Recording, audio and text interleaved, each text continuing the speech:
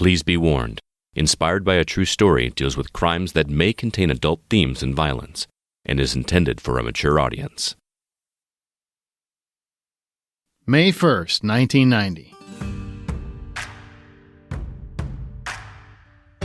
Greggory Smart is found murdered in his own home, the victim of an apparent burglary gone wrong.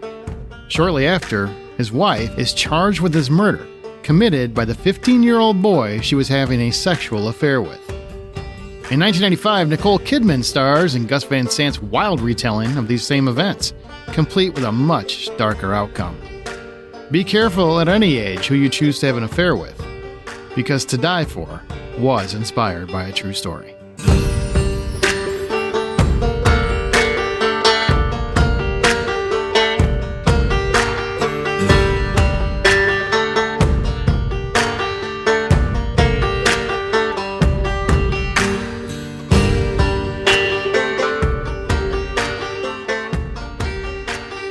Welcome to True Crime for Cinephiles. This is Inspired by a True Story podcast devoted to keeping artists honest. We're going to discuss the overall details of the actual crimes of To Die For, and then review the film on its own, how much of that's true, and how much was Hollywood magic. This one has had quite the development in recent weeks, so that'll be fun to talk about. You can find other episodes at thehollywoodoutsiders.com, and you can always share your thoughts in this episode or suggest a film by emailing us at inspired@thehollywoodoutsiders.com. But please share the show. That would be greatly appreciated. I'm Aaron Peterson, an accredited film critic for the Hollywood Outsider podcast and website. And joining me today are my fellow film critics and true crime devotees, John Davenport. Hey, buddy. And Amanda Sink. Hello, hello. And again, we are talking about To Die For. But before I get in there, I do want to take a second for a little piece of business, if that's all right. Business? Business. A little business. We have been nominated for the Podcast Awards under True Crime. So if you go to podcastawards.com, we are under the True Crime label, as well as the Hollywood Outsider is under TV and film. Now, as of July 1st, nominations are open, and the finalists are decided by listeners, by you.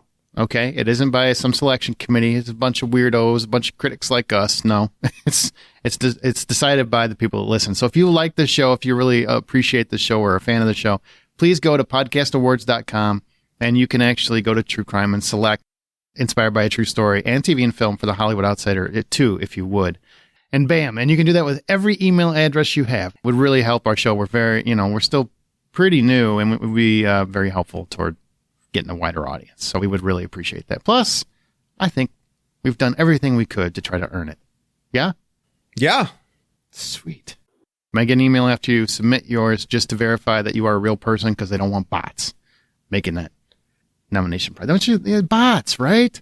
They're so helpful sometimes. I hate when I sleep with a bot and then it gets the idea that I want it to hurt someone. You know what I mean? That's terrible. Ties into this a little bit. If it had a little more years of experience on it than just a couple of months of being alive for being a bot, it would probably know better. This is... Yeah, I feel just ashamed for that whole conversation. But this is a weird one to even talk about. As of the recording of this podcast, To Die For is available for rent on any online retailer, but that is always subject to change. Just so you know, if you've never seen the movie, it follows Suzanne Moretto, a.k.a. Suzanne Stone, as she strives to make it as a media journalist. And it stars Nicole Kidman. This is really a role that made her pop as an actress. And Suzanne struggles to find her footing. And as she works on her pet project for a local cable news outlet called Teens Speak Out, she sees a solution to one of her problems, and that's her husband. And then she begins an affair with Jimmy Emmett, and Suzanne begins crafting a plot to have her husband murdered as she, refuses to ponder a divorce for no reason that makes any sense to anyone. And then things quickly spiral out of control. Had you guys seen this movie before? I gotta ask. Have you seen it before? No, and I do understand now why why her career would have blown up, Kidman. Mm-hmm. Also, super uncomfy, though. Still super uncomfy. I had never seen this before, and I just gotta say, Joaquin started with the wacky acting way early in life. Yeah, that's fair. He's very good in this, and I have to say, for such a... I hate to use the word quirky because it's kind of overdone these days, right? But it is a quirky movie. Can we agree with that? It's going for a very, very Gus Van Sant tone. It's all over the place a little bit. Is that fair? Well, I mean, when she's first introduced to the boys, they start playing this like crazy rock metal music. And I'm like, this isn't the vibe for this right now. So yeah, it has its own personality. It does. And the cast is stacked. Nicole Kidman, Crazy. Matt Dillon, Joaquin Phoenix, Casey Affleck, Alina Douglas. I mean, there's a lot. Nicole Kidman, Joaquin Phoenix, and Casey Affleck all have Oscars. I mean, this is a really ahead of its time cast in many respects. Yeah, couldn't agree more. Trying to reinvent one of the most salacious stories of the early 90s. Did you guys know about Pamela Smart before watching the movie? Yeah, I did, because one of my good friends in high school was her nephew. Wait, what? Yeah, one of I my had no really idea good we had a friends. connection on the podcast. Do spill. I didn't either. You saved this for a really cool moment to mic drop this. You know, a really good friend of mine in high school, when this case started going down, he's like, "Hey, that's my aunt." And I'm like, "What?" He goes, "Yep." And I was like, "What kind of person is he? And is she to be able to be like doing all this stuff?" He goes, "Crazy." And that was about it. It was back in high school when he told me that was his aunt. And yeah, her and his mom look very much alike. So yeah, it was a good time. It was a good time. That's It was a good time. Did you guys talk? Did he share details of the case? You're not friends anymore. You're not betraying his confidence. He literally said it was fine. So you can go ahead if you got some dirt. He didn't really share too much of what was going on. He just was like, "Yeah, that's my claim to fame right there, is that my aunt is Pamela Smart." I just didn't have any words to say. I was like, she's a teacher and she's doing that sort of stuff. And at the time, I was very much like aghast by the whole idea of a teacher who was doing this sort of thing, who used students to kill her husband. God, that sounds like such a crazy, unbelievable, like Hollywood story. If you didn't know it. Do you have your underwear on? Because I feel like you pulled this out of your ass.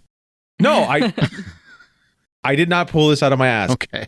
This is like 90s high school boys, right? Mm-hmm.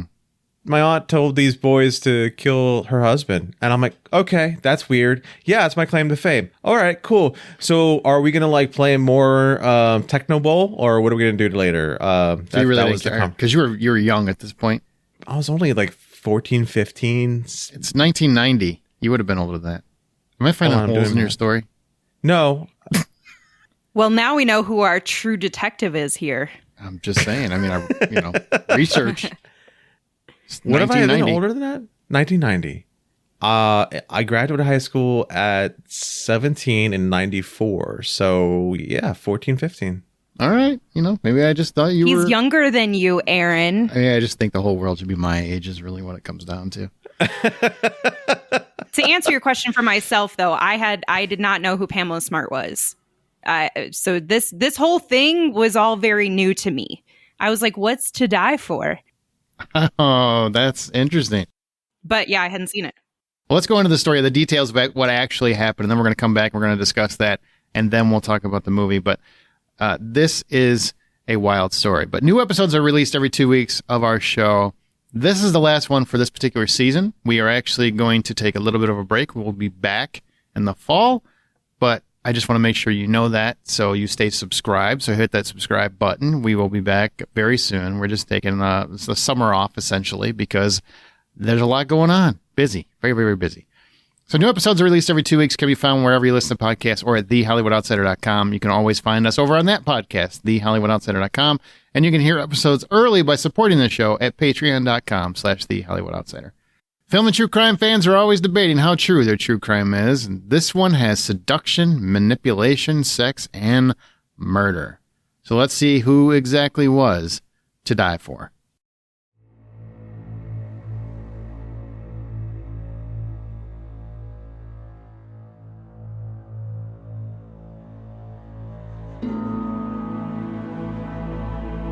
Pamela Ann Wojcik was born on August 16, 1967, in Coral Gables, Florida.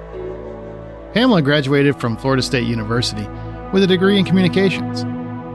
Pamela met Greggory William Smart in 1986. They dated shortly after that, and then finally tied the knot a few years later in June of 1989, when they relocated to Derry, New Hampshire. Greg became an insurance agent, while Pamela took a position at the Winnicott High School in nearby Hampton, New Hampshire, as a media coordinator or media director. Accounts on her official title vary. Shortly after their marriage, the Smarts began to struggle. It was in this capacity that Pam met 15-year-old William Billy Flynn. He was young, into heavy metal bands, and seemed to be into Pamela Smart.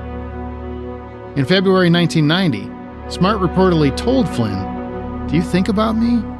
Because I think about you all the time."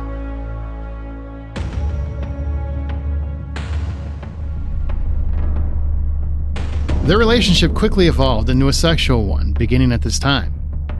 It was shortly after, in March 1990, that, according to Billy Flynn, Pamela Smart began planting the seeds of killing her husband, Greg. Pamela Smart maintained that she never encouraged this, and that she only lived day to day with the idea that she needed to stop this relationship, yet continued anyway. Pamela Smart claims she eventually called off the affair and confessed this to Greg when things got back to normal. That is, until May 1st, 1990.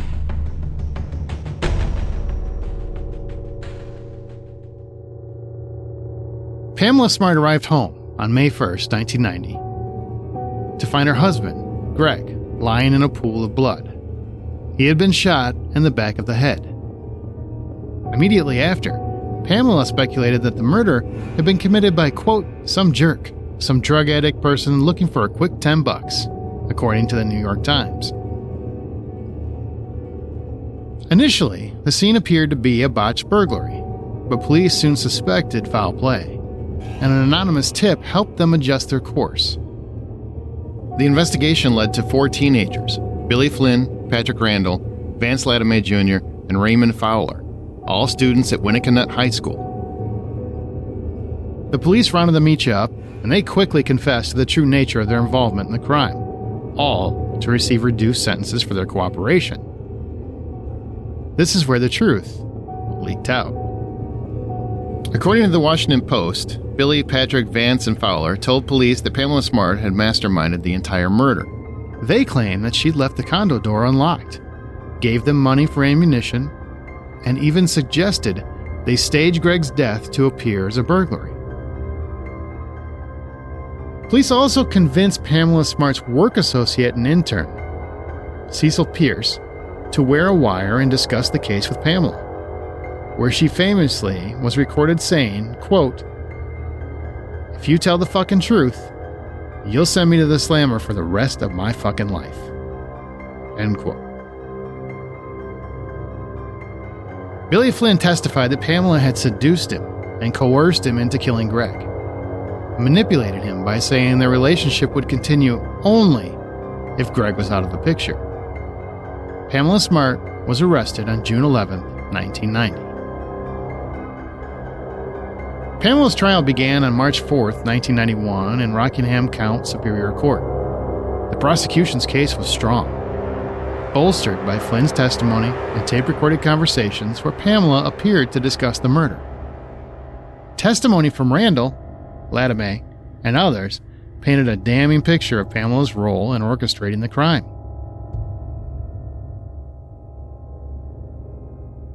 The prosecution argued that Smart orchestrated the murder to avoid losing her husband and their possessions in a divorce. Despite the defense's argument that Flynn acted out of his own infatuation and jealousy, the jury did find Pamela Smart guilty on all charges after 13 hours of deliberation over 2 days. It's important to recall at this time the media sensation, the sensationalism. This was up there with the O.J. trial. All eyes were on this trial. On March 22, 1991, Pamela Smart was convicted of being an accomplice to first-degree murder, conspiracy to commit murder, and witness tampering, and she was sentenced to life in prison without the possibility of parole. Flynn, Randall, and Lattimore faced their own consequences. Flynn pled guilty to second-degree murder and was sentenced to 40 years to life, though he was paroled in 2015. Randall received a similar sentence, and he was also paroled in 2015. Latimer, the getaway driver, was sentenced to 30 years to life and was paroled in 2005. Fowler was sentenced to 15 to 30 years and was paroled in April of 2003. And in case you missed it, that's correct.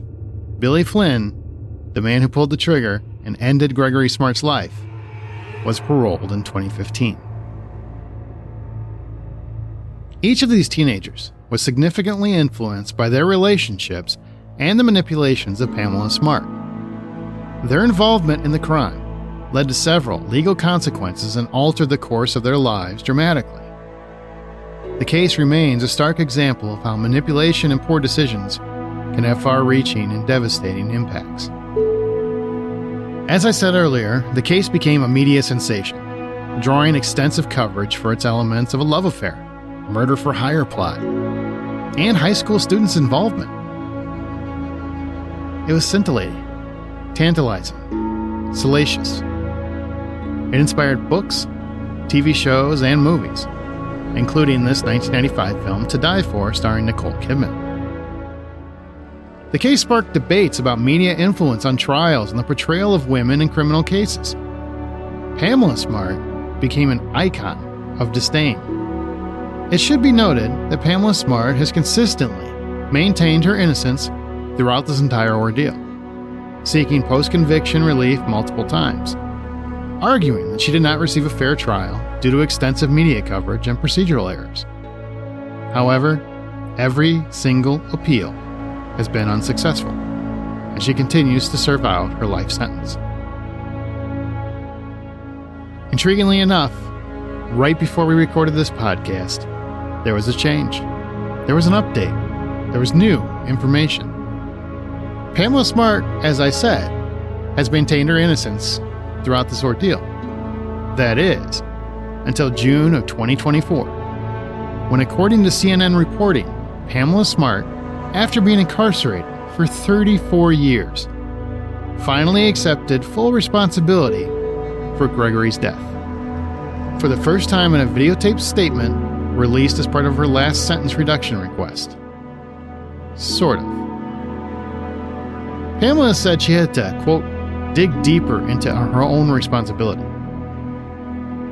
and that her work in a prison writing group, quote, encouraged us to go beyond into spaces that we didn't want to be in. Pamela said, and I quote, "For me, that was really hard, because going into those places, in those spaces, is where I found myself responsible for something I desperately didn't want to be responsible for, my husband's murder. I had to acknowledge for the first time in my own mind and my own heart how responsible I was, because I had deflected blame all the time. I think, almost as if it was a coping mechanism, because the truth of being so responsible was very difficult for me." She asked to have a, quote, honest conversation with New Hampshire's 5-member executive council, which approves state contracts and appointees to the courts and state agencies, along with Governor Chris Sununu. This same council rejected her latest request in 2022, and Smart appealed to the state Supreme Court, which also dismissed her petition in 2023. Val Fryatt, Greggory Smart's cousin, told the Associated Press that Smart, quote, danced around it and accepted responsibility without admitting the facts around what made her, quote, fully responsible, and especially that Smart never mentioned Greggory by name even once. As of the recording of this podcast, Pamela Smart remains in those places and those spaces known as the Bedford Hills Correctional Facility for Women in New York.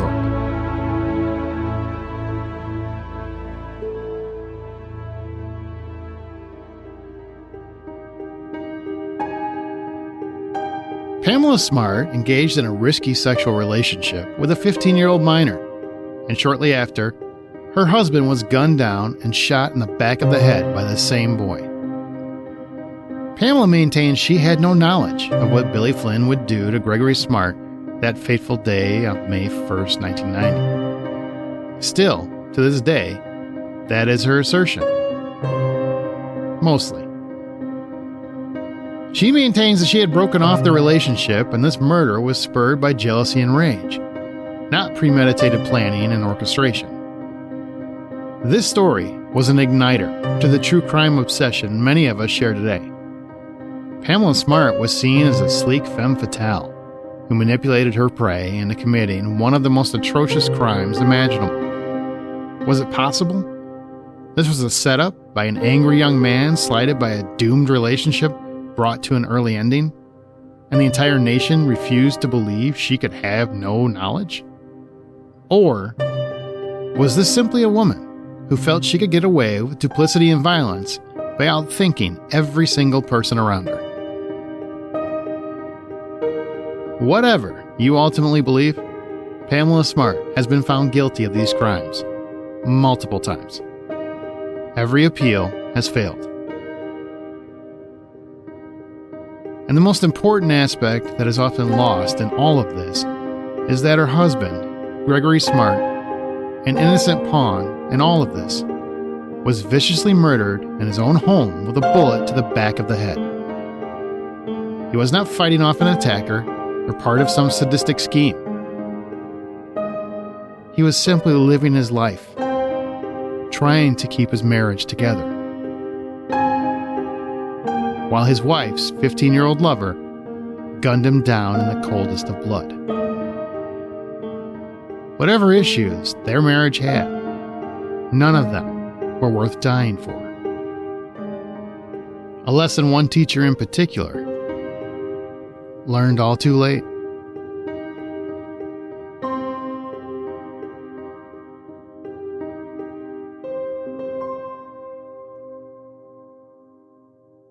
I should note before I move on that there was a fourth teenager involved in the crime, Raymond Fowler. He essentially waited in the car and by any account we could find had little to no interaction with Pamela Smart in regards to the crime. So there's really nothing pivotal to the case to add other than his conviction for it. It should be noted, though, that according to him, there was another botched murder attempt 2 months earlier. But again, no interaction from Pamela Smart, just Billy. And we felt we were getting a bit too into the weeds with that. And there's just too much conjecture over that other attempt. And I just didn't want to dilute the actual crime that was committed. Okay, that was the Pamela Smart story. And I have to say, quite a twist at the end with Pamela saying now she wants to take some responsibility. But before we get into that whole development about her now saying she wants to, this happened very, very recently. It literally happened the second week of June of 2024. So that's very, very recent that this information came out where she's willing to look at this again. Before we get there, I'm curious, okay? And I think I want to ask Amanda this question because I know how guys think of this. So it might sound a little terrible, but I know when you talk to guys, when they're being very, very honest, they will make most of them I know, and I'm sure somebody out here is screaming saying they would never. That's probably not true.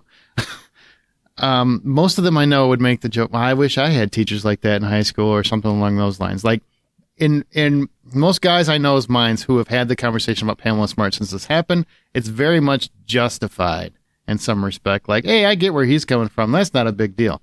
But if you talk to any parent, that is essentially rape. That is, there's no doubt about it. It's statutory rape, just like anything else. I was going to say it's legally rape. Yep, it's legally rape. So why do you think it's perceived differently? Because if those same guys, if it happened a guy to a girl, would feel very differently about it. I believe that to be true. That's my opinion. I'm not speaking for everyone. From a woman's perspective, why do you see the difference there?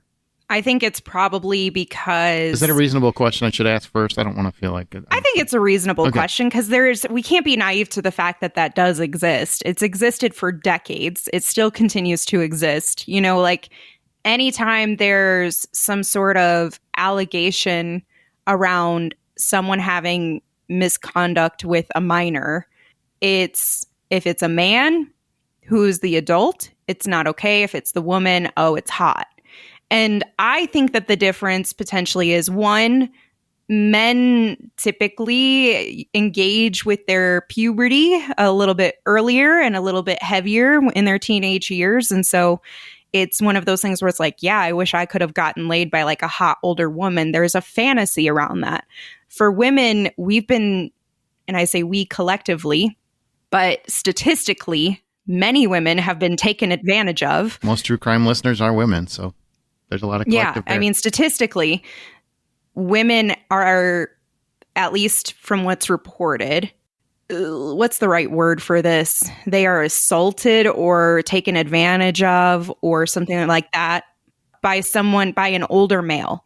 They basically, it feels like older men do prey on younger women because that's the best part of the fantasy. And so it's less acceptable because it's not desired. When you're talking about the younger men who are like, yeah, I'd love to hook up with a hot older woman who's also my teacher, it's in their mind, it's consensual to that person. Now, the other thing I'm going to add, and this is obviously not like the same situation, but legally, it can bear some of the same weight. When I was like 15 years old, almost 16, I was in a relationship with a guy who had just turned 19. We went to school together. We had a lot of friends who were like, he had graduated, but we had a lot of the same friends. I never saw issue with it at that age of like being with someone who was older than me and who, you know, all of that. But then you kind of reflect on it when you get older and you're like, that's kind of yucky. Like he was obviously clear sign of lack of maturity when you're going for like underage kids. Mm-hmm. And also you can see it then when you get older from an adult's perspective, your perspective changes on it. Because now I'm like, if somebody did that to my niece, I probably wouldn't like it. I'd be like, this is sketchy. You know, why aren't you engaging with people your own age, who also can drive cars when your girlfriend cannot? And so I think it's just part of the mentality of those individuals. And then also just the societal experience for women. Like we're already preyed on, it feels like, more often. And so we're more resistant to that. And it also shows a lack of restraint too, I would add. I mean, maturity, sure. Maybe a little creepy, absolutely. But there's also, it demonstrates a lack of restraint, which is always a concerning element to anyone, man or female, to me personally. We're just not used to attention. We're not used to being complimented. We're not used to being the center of someone's point of view. We're constantly like starved to a degree as far as for attention, for connection, and that's why when the opportunity to be like, oh my God, yeah, I'd totally jump on that. It's because we don't have it thrown at us at a regular pace as women do. I'm not saying that it's right. I'm just saying that there's like a starvation feature there for men that when when you compliment a man, most men don't know what to do because it happens so rarely. But I can promise you that most men remember the majority of the compliments they ever get because the few moments it happens is because it means so much to them in those moments. And also, I mean, we got to say the truth, right? It's men, boys, whatever, are raised that the more numbers you get, the more conquest you get, the cooler you are, the better dude you are, the bigger badass you are. Yeah, I mean, you can tell your bros. Yeah, the teacher slept with me. Nobody ever wants to talk about that, but that is a fact. That's something that happens in every high school in America. So I'm sure, though, also I believe at that age, you're very naive. He probably fell in love with her. I mean, it's very, very possible because, especially if it was someone older and they felt like, wow, this older woman is really into me, which is, it's funny to say she's older. She's only in her early 20s, but still to him, she's 22. Yeah, it was an older woman. To him, that could very well have led to that. And it could very well have led to her version of events up until this point where she kind of alluded to, he was enamored with me. He was just completely obsessed with me. I broke up with him. He killed my husband as retribution for that. Or because he thought if he was out of the way, then we could be together. I can see that as being tangible and possible. I'm not saying that's what happened, but I can see it at least because I've lived that youth. I saw tons of guys that were in relationships like that. They were just so hung up on whoever they were with, they would do just about anything. Not murder necessarily, but you know what I'm saying? Like their heads were not in the right space because they were so young. That's one more reason why adults should not frolic with those that are teenagers. because the immaturity is at a heightened level. There's so many reasons. Did you say frolic? Like they're just jumping through the cornfield or something? Yes, through the garden. Jumping through a cornfield, that's impressive. That's I know, I was thinking about that. I was trying to think of like just Superman tall was grass showing up. is what This is I like pictured. Clark Kent in high school. It just whoosh, whoosh, whoosh. That's like, who's joining the NBA now? Fair. Oh boy. When you have that all on the table, right? This is an interesting case because if you really look at it, most of this is circumstantial. Now there is recordings, right? We talk in all of that talk. I did talk about the recordings. And if you actually listen to them, again, I am not saying that she couldn't be responsible. I'm just saying I understand where she's coming from. One of the most famous quotes that came out was Cecile Pierce saying, who was taped, right? If you tell the bleeping truth, you'll send me to the slammer for the rest of my bleeping life. Now, that very well sounds like an implication of guilt to most people, right? But I'm just saying, devil's advocate. I can see that being, if you tell people this relationship that I had and how I felt about them and everything else, they're gonna find me guilty. It's very possible. Or is that overthinking it and just being too nice?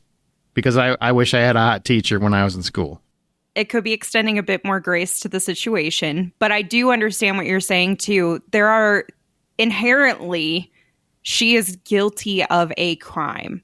Oh, for sure. Which crime is up for debate? Subjective. Yeah, it's up for debate. It's very subjective. It's subjective because I would say she's been found guilty multiple times. So it's not much of a debate, just more of a devil's advocate. Well, when we're talking about which crimes we feel she's guilty of or what she's referencing in that, sure. in when they were wearing the wire, that is very subjective. And it is very much something that you could debate because there are two completely different crimes that are occurring at this time that she is being accused of.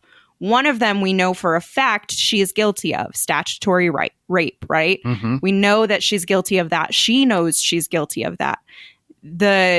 Setting him up to be murdered by her underage boyfriend or like manipulation tool, that is what can be more subjective.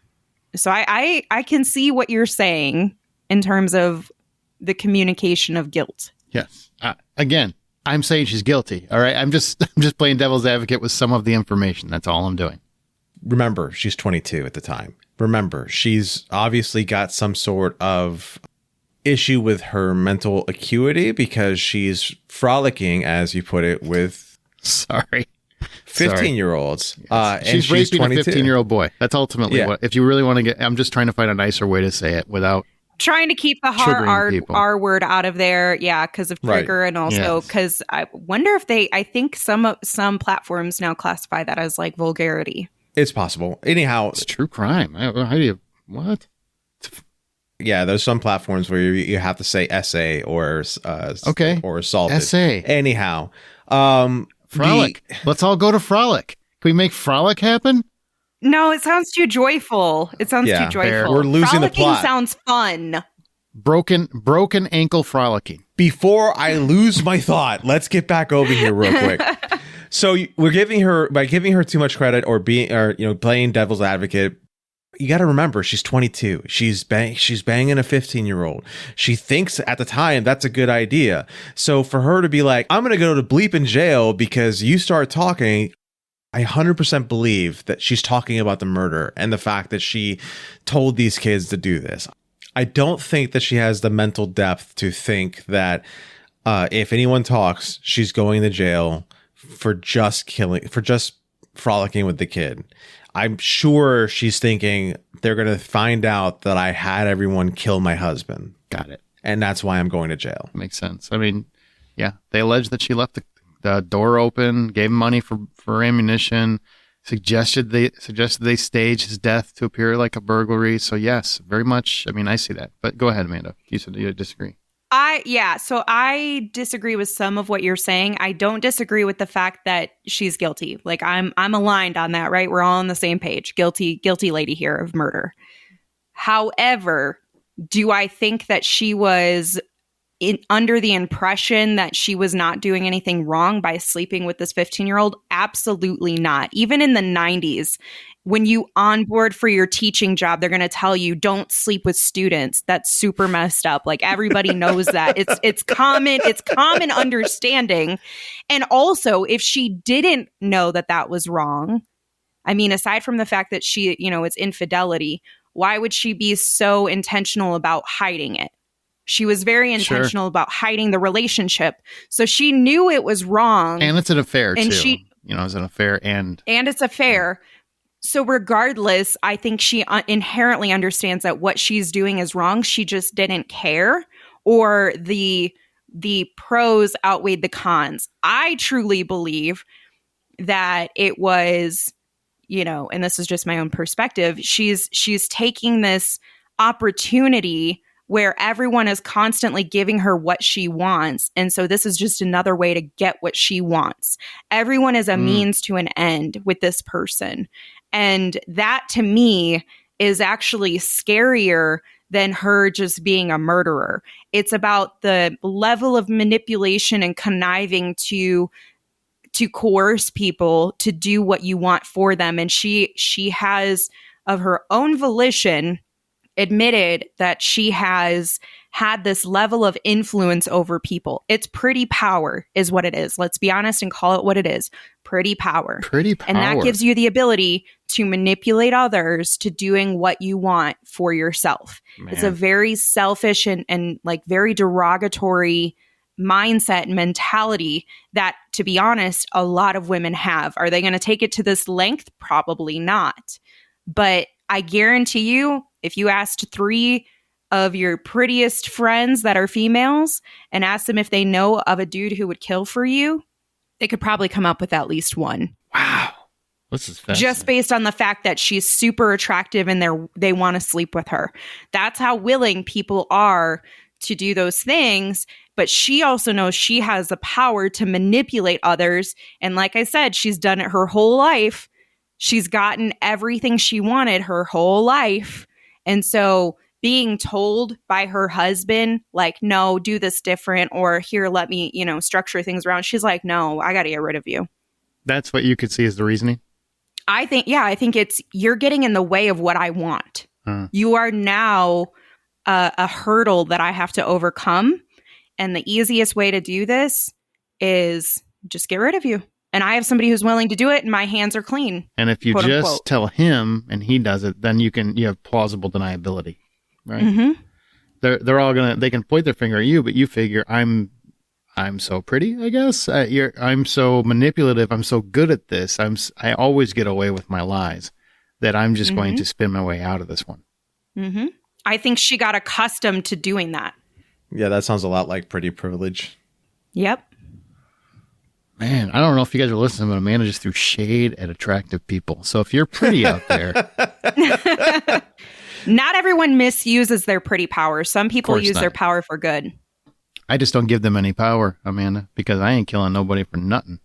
I got to ask Aaron, for 1990 numbers, right? Uh-huh. Does stereo speakers and $250 sound like the right amount of money to kill somebody? I mean, I grew up in a very, very poor area, so it's not far off from that. I mean, people did some crazy things for some speakers, man. Speakers were hot in the 90s, That's true.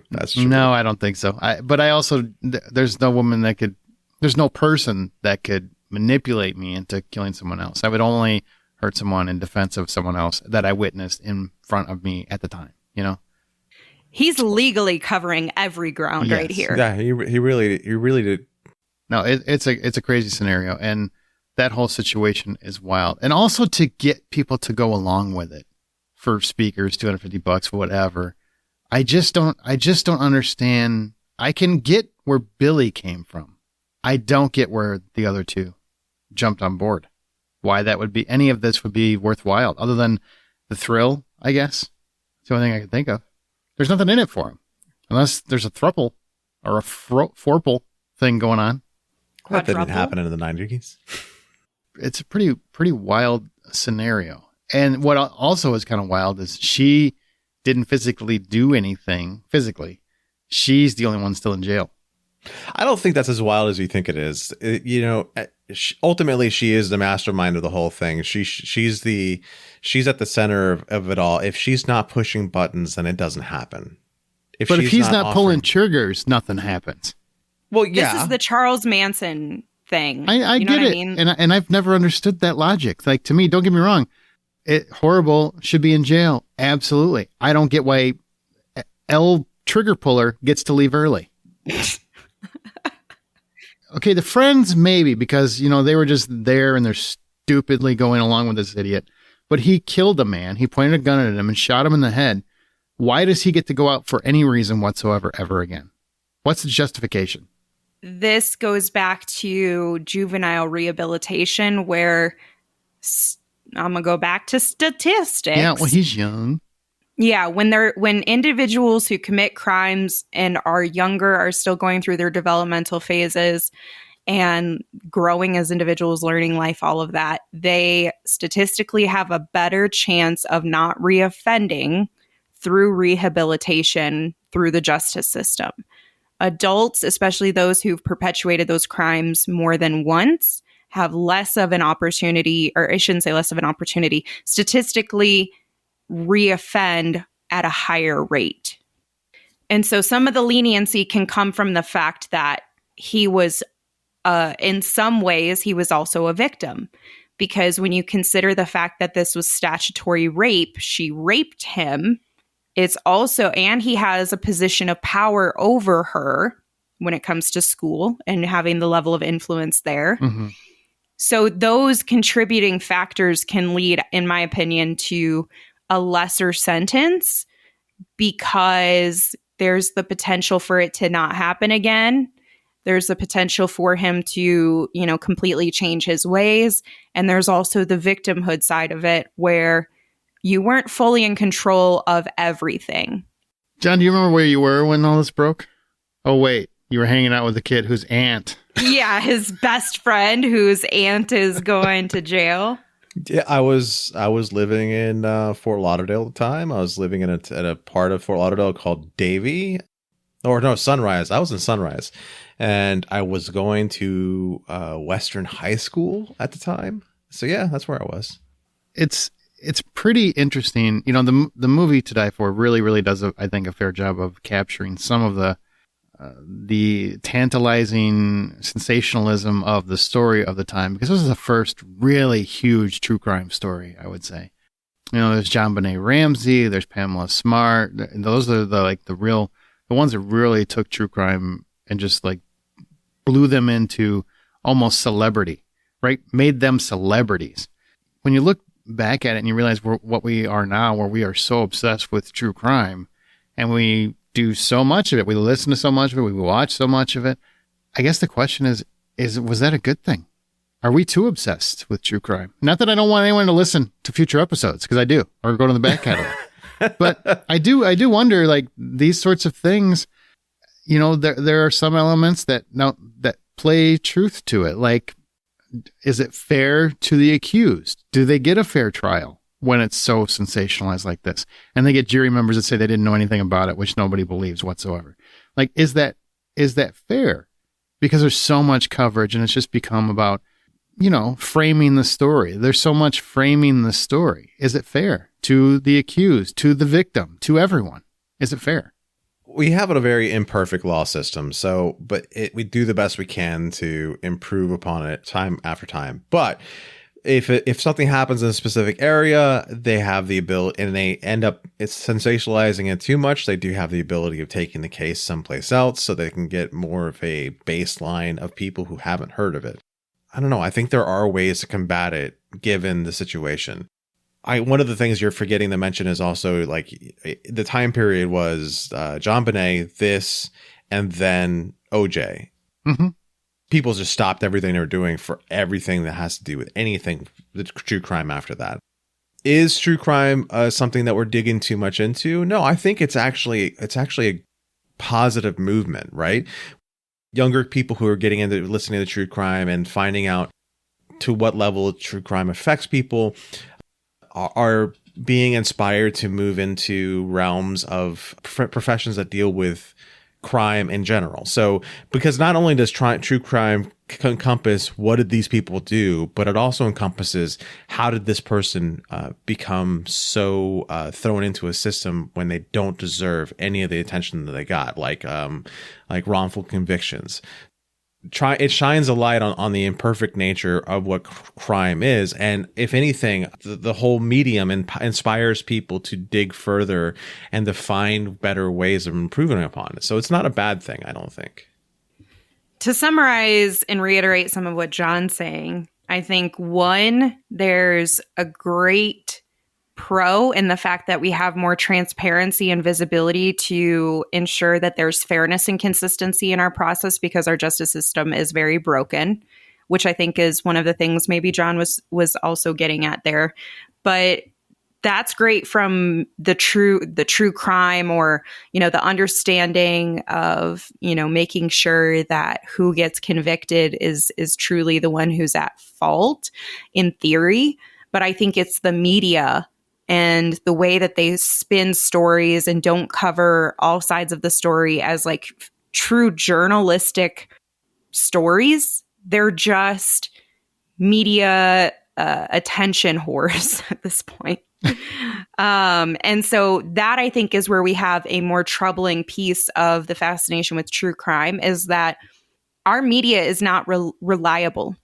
Our news organizations are not reliable. Yeah, it's crazy, Aaron. If you didn't know, you can't trust the internet. Would you say it's fake news? What a thing. Yeah, it's all framed, right? It's all narrative driven. And that's on every side of that aisle. So don't make it a political thing.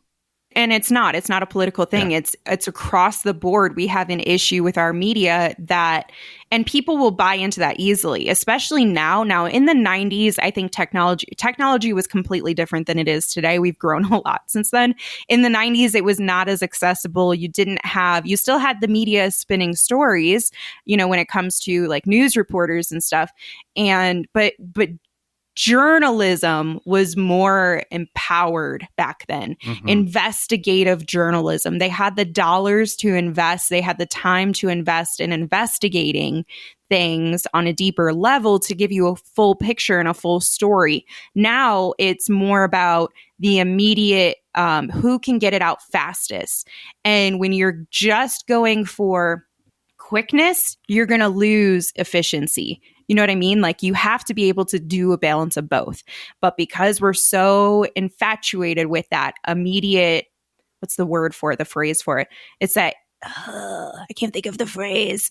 Immediate gratification. Gratification. Thank you. That immediate gratification that we're all so used to now in 2024 and even beyond. It's a very different, that changes what you're going to see, the content you're going to get, how deep that goes. And that is a bad influence to our justice system, in my opinion, because the media can basically make you guilty of a crime regardless of what the court says. Oh, for sure. For sure. And it happened then too. That's what I'm saying. Like, is it fair? I don't necessarily think when things are sensationalized like this, I don't know, it becomes much more difficult for someone to prove that they're innocent. And I'm not saying that in this particular case. I just mean in general. It's very, very difficult when something's very sensationalized for someone to prove that they might be innocent. And they might be innocent. I believe innocent until proven guilty. I really believe in it. Unfortunately, I don't think we as a society really do. As soon as we see anything, we're forming a plot in our head as to how that person's going to be convicted, because they should be. The other thing is our justice system is built on, the key phrase, without a reasonable doubt. Mm-hmm. And that means you have to have so much evidence. And a lot of that, especially in the 90s and going back further, was not as easy to obtain. And so a lot of the challenges that I think we saw is that even if you're not found guilty in the court system, that doesn't mean that you're innocent. And that is where the media kind of takes that and really pulls on it. But they don't do it in my opinion, in the right way, where they're really investigating the story. They're actually sending journalists out to, get all sides of it and try to come to, here are the facts we can present. You decide it. You decide. Yeah. It's not placed in the viewer, audience member, or reader's hands anymore, nor was it really even then. But I think that that's like another piece of it to consider too.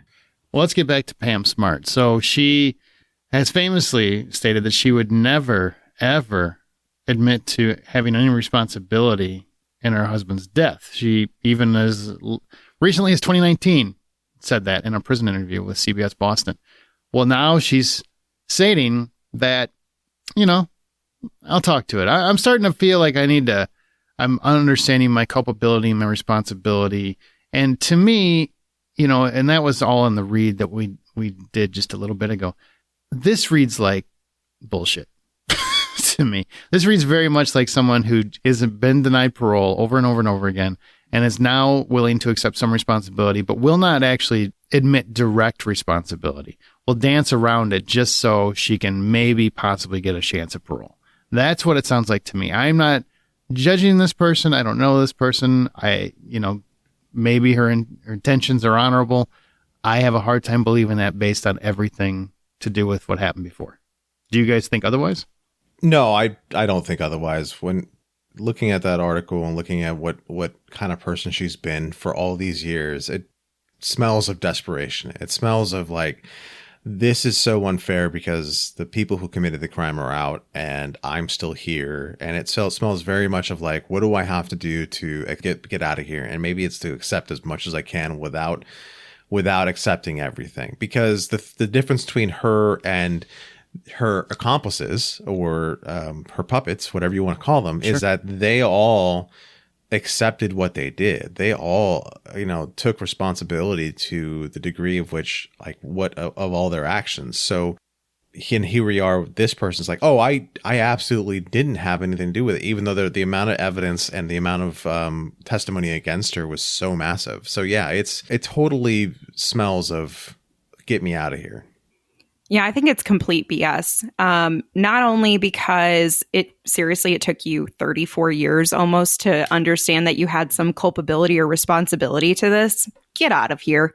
It doesn't take that long to reflect on your crimes. You got to think things through. I mean, you really want to contemplate and develop a defense. How long do you really get to contemplate things for? But the other part of it is the things that she said as part of her statement, they are seeping out of her pores with just fraudulence. Because all I gather from what she says, when she says, for me, that was really hard because going into those places and those spaces is where I found myself responsible for something I desperately didn't want to be responsible for. Still deflecting, still putting blame. Mm-hmm. If you're saying that you didn't want to do it, but you did it anyway, you still have to own your accountability. I had to acknowledge for the first time in my own mind and my own heart how responsible I was because I had deflected blame all the time. I think almost if it was a coping mechanism because the truth of being so responsible was very difficult for me. Regardless of whether she organized it or it happened because of her relationship, again, she's deflecting and saying it was a coping mechanism that I, blamed somebody else the whole time. You're still not taking responsibilities. So no, I don't think that this is her truly taking accountability. I think it is a desperate measure to try to get, good favoritism on her side.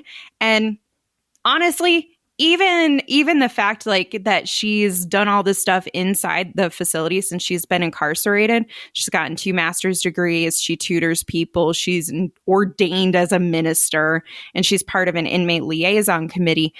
And she says she's remorseful and has been rehabilitated. How? Where? Just because you did good things and tutored and helped people before you were incarcerated. So to me, this is not like you had a complete reformation of your life. You are continuing to do things that you enjoy and that you're passionate about and that you're driven for, which was one of the root causes of wanting your husband to be dead, because he was taking away your drive, your opportunity to grow and develop yourself and like have your own career or whatever it is. You know what I mean? Like that was all selfish motivation. She still has her internal selfish motivations here. In my opinion, it's no different from before. That doesn't change the fact that you still masterminded or coerced or manipulated somebody into committing a crime on your behalf that you knew you wanted to have happen. Here. Oof. Let's move to the movie now. We've had enough of this woman. Oof. How about Nicole Kidman? How about that lady? How about that performance? Man, she is phenomenal in this. Phenomenal. Yeah, I never really understood Nicole Kidman or the attraction to Nicole Kidman or the appreciation for her. Here I did. I got it. It finally clicked. You didn't understand how talented she is until this? Yeah, I really didn't get it. Did you only see like 3 movies with her or what? I've seen almost all her movies and I still was just like, yeah, okay. I mean, she's fine. I guess. Oh my God, son. Well, she is phenomenal here. She really does kind of blow the doors off. And she was amazing in Aquaman. I got to give a nice plug because I gave a plug for this show on that show. On the Presenting Hitchcock podcast, we recently covered To Die For and went through the whole movie and how Hitchcockian it is in many respects. So I kind of wonder, when you guys were watching it, did you feel that it had a Hitchcockian vibe? Because Gus Van Sant famously remade Psycho, not so well, but did shot for shot and tried to replicate Psycho, and he couldn't because he doesn't have Hitchcock's grasp on things. Would you say that film is Hitchcockian in some way, or how would you describe it? I think maybe if you look at the inherent mystery that exists there, from like our perspective, but no, I don't think that's such a high level to compare that to. I don't think that I would make that comparison. And there's a lot in this movie that is not great, that could be improved upon. So it's really hard for me to give it any sort of Hitchcockian stamp. What do you think could be improved upon? I'm just curious. Honestly, the music and like the you didn't like the score? No, I hated it. Okay. It felt like we were trying to do something clever and unique and different, and those things fell flat for me. Like if we would have just approached it like just any regular movie, cool, let's just do that. So straightforward. Yeah, just dude, the story is going to get you invested enough. Your cast is going to get you invested enough. You don't have to do these weird editing and score things to try to capture attention. People are invested. And also, I can't say that I'm incredibly a fan of the time lapse types of editing. I'm not a fan of that either. It checks several boxes when it comes to Hitchcockian nature, right? It checks the box for the femme fatale idea. And not only is she a femme fatale, but she's also wildly manipulative as the leading character, which is trademarks of what Hitchcock does. There's the psychological elements to it that really line up to Hitchcock. And then there's the crime and morality of what happens. Yeah, so I mean, if you want to look at the checklist of things that can be very Hitchcockian, then this movie does do it. I felt very much like I was watching Road to Pleasantville to a degree because of how everything felt fake and how everything felt like a setup, which is exactly what I think they were going for, because she is very much a person who lives in this fake world, and her real personality only bleeds out when she's confronted with like people that she finds beneath her. The only thing that it really, as far as a problem I had with it, is that the ending was very much out of left field for me. Yeah, I mean, I'll get there in a second, but I do want to back to my thoughts on the film overall. It's very much a mockumentary or pseudo documentary, I guess, in many respects. I mean, you've got basically the film unfolding while also we're getting interviews from those that participated, except for her, of course, because she does her own interviews, which is weird. I don't love that approach, but I think it works for this movie. And I do love some of the callbacks, especially, from the beginning of the film where they basically allude to, well, we thought you guys were with the mob and, you'd hire a hitman or something like that. And then later they whack her at the end of the movie. And I thought that was a nice, fun callback that made it a little bit clever. I think they try to have it both ways a little too much with the drama and the comedy. Like the tone is a little uneven in some respects. But yeah, it's almost like when you get to the end of the film, it's obvious that the writers did not like Pamela Smart because it famously is after Pamela Smart. So they decided to just kill her. And I think that, and granted, different character, technically, there's a lot of similarities here. So I would say, I think that's kind of cheap. Don't love it, but I do love the sister ice skating over her corpse later. I mean, who doesn't? Speaking of sisters, I thought it was fascinating seeing Susan's character's sister on screen because they couldn't be any more different as far as people were concerned. Suzanne was very much this larger than life person who stole the spotlight from every single situation. And then Faye, her sister, was kind of like just there, Mm-hmm. Bro, that's weird. Some of that was weird though. Some of that was weird. Why was that weird? Her sister just I don't know, just not caring at all. She's just yeah, let me take the dog out. Just dead inside. That, and also there's a lot going on here that maybe you should question. Maybe it emotionally impacted her so much she didn't know how to deal with it. And I felt like they were trying to allude to Suzanne was so fake, and I think maybe it just affected they were showing the impact on all the family, both her and the victim's family. And I thought that was an important aspect, that everyone's affected in some way, and Suzanne's the only one who doesn't care about any of them. Right. Suzanne is very much textbook narcissist as far as the character is concerned. And self-obsessed, will burn down everyone around her just to get what she wants. I mean, it's all of those things. So living with a person like that, you're bound to take the energy, because that's all she did was take. She took her dad's affections. She took everything away from everybody. Yeah, that's true. That's all she did. So when when Faye is dealing with her or talking about her, she's just so tired of her sister being this main character or having this main character syndrome issue that she's just done. Yeah, and watch this movie. I remember why I haven't seen it since it came out. It's because it gave me PTSD from my own personal relationship in the past. way too close to home. So there's a choir somewhere around here and you're preaching to it.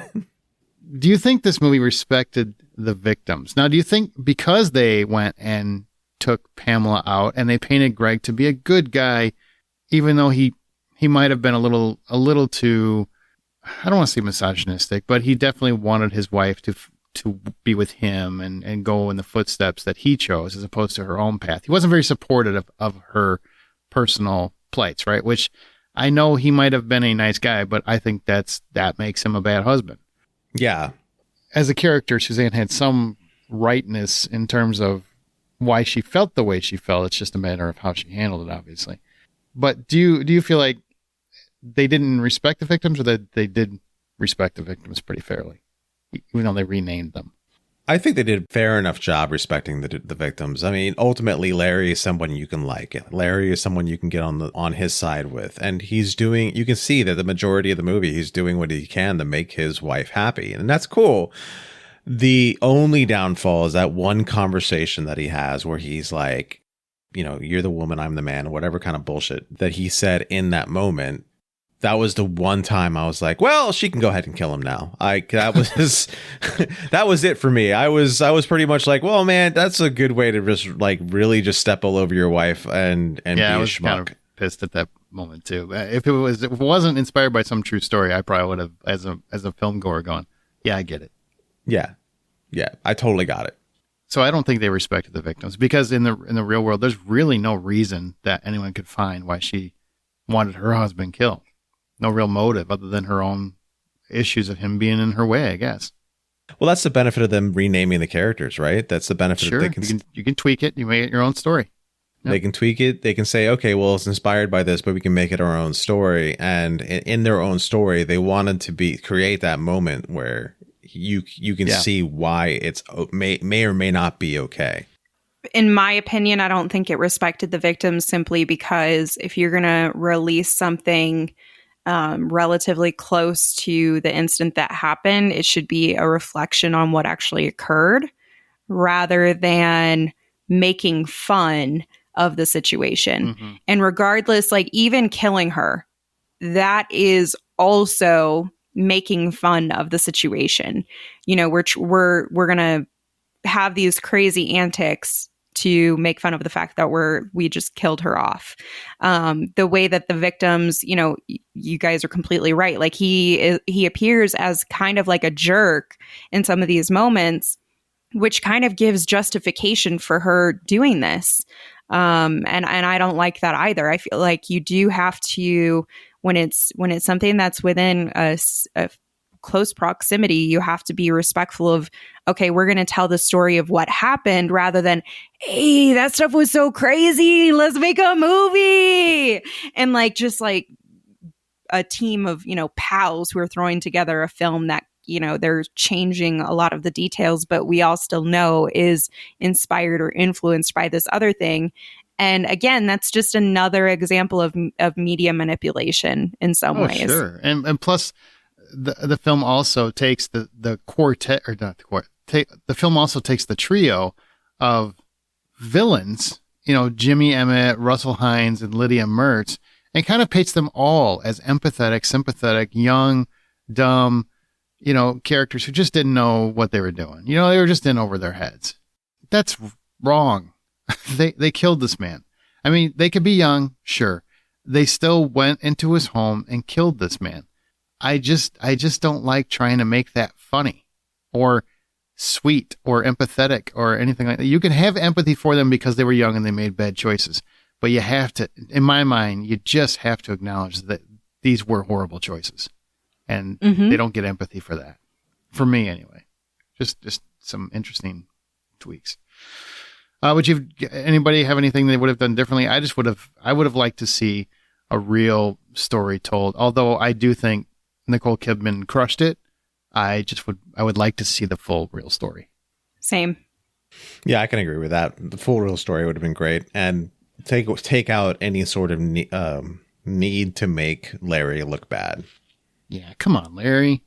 I mean, could have a dream sequence. That's all this thing needed, was he has a dream sequence where he's thinking about Mary. You know what I'm saying? Do you get that joke, Amanda? Huh? No, she didn't get the joke. No. All right. Okay, well, like I said, that's it for this show. We are done for a couple months, so we are going to come back. So please make sure that you have subscribed. I want to thank everybody for listening. So you guys want to thank them? You could thank them if you want. Yeah, guys, thank you so much for checking us out in this first season. We are excited to be taking this into more areas. And if you come up with a true story that has been made into a movie, I would say bring it to our attention. Let us share that with you. Engage with us because we're pretty engaging people, I think. Well, I'm not, but the other two are. Good sales pitch, John. You should. I was really, like, it was good until the end.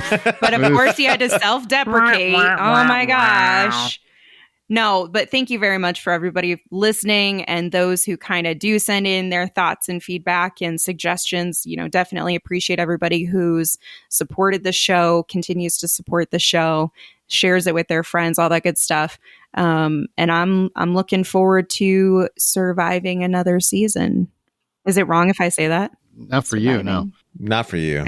Tombstone did really well, so I want to thank all the people that supported that episode. So that's very, very cool that you guys are enjoying that one, because we went for a little bit of a different spin on that one. Needed a break from the just disgusting crimes and do something that was a little bit of Hollywood lore, and I think it went really well. So we'll probably try to do more of those in the next season too. So we'll open it up. I know we're going to be doing the Conjuring at some point, so keep an eye on that one. That'll be one of our October episodes for sure. Have to.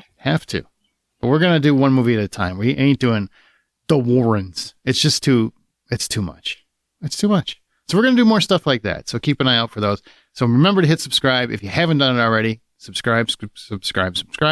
Thank you guys for listening. I greatly appreciate it. I hope you've enjoyed this first season. To make sure you share the show and tell your friends to check it out, because the more people that listen, the more people will be there when we come back. So if you enjoy this podcast, share that thing. You are the best source of promotion. Tell your true crime maniac friends about it. Thank you for listening to Inspired by a True Story. Now, let's keep those artists honest and those guilty ass people in jail. But I didn't mean it. Can I mute him on my end? I think there's a button for Is there that. like an eject just button? right click or Jesus something. Christ, eject.